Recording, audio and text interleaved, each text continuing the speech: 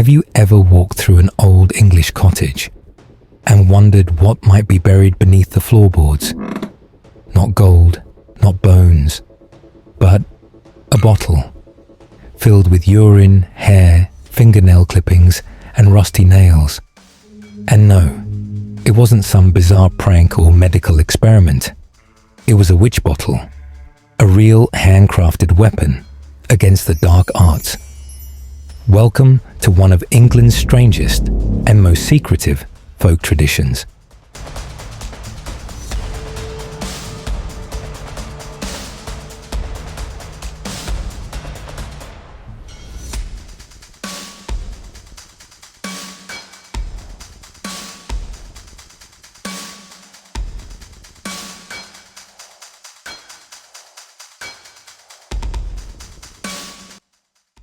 The story begins in the 1600s, during a time when belief in witchcraft was not fringe, it was mainstream. Witches were blamed for failed crops, sickness, miscarriages, and sudden death. And if you thought you'd been cursed, there was a solution. No, not prayer, not the law. You called on the cunning folk, healers and wise women who knew how to fight back. And one of their most chilling tools was the witch bottle.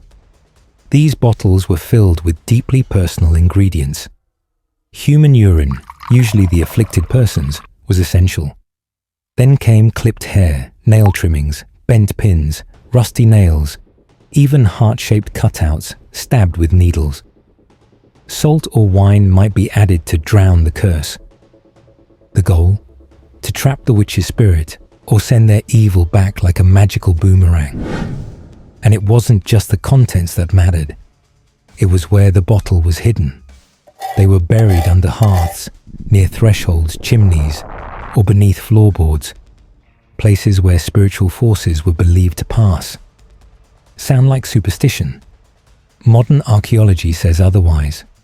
Over 200 witch bottles have been unearthed across England, from London to Lincolnshire, Suffolk to Staffordshire.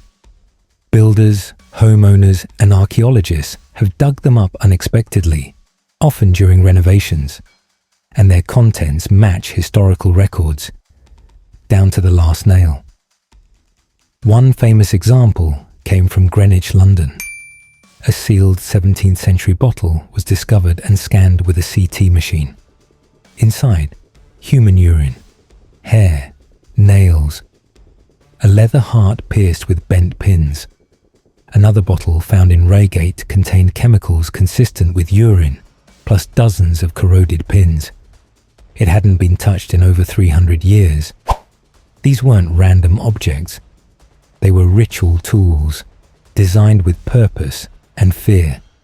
And here's where things get even stranger.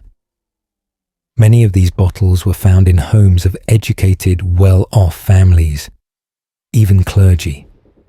That means this wasn't just peasant magic. It was part of the cultural bloodstream, fear of the unseen, wrapped in ritual.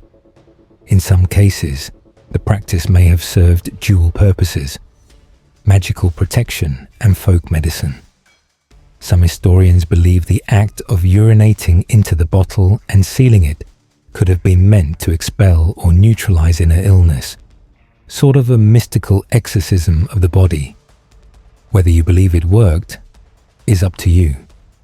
But not all witch bottles were found centuries ago.